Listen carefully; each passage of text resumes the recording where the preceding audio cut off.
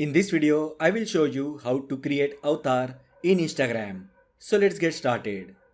First, open Instagram app on your mobile. Now go to your profile page by tapping on profile icon located at the bottom right side.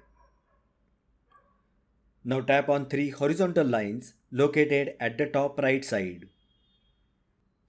Now tap Accounts Center. Tap Profiles and now select the profile where you want to create your avatar.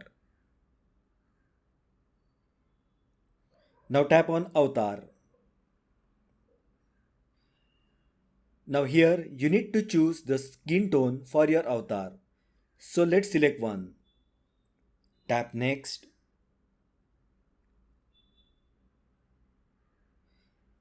Now select the hairstyle. Tap Next. You can select hair color. Now select the body type. Tap Next. And also you can choose the outfit for your avatar. So let's select one. Tap on Save. And your avatar will be created. Now you can show your avatar with a new look with your profile updates and personalized stickers across Facebook, Messenger and Instagram.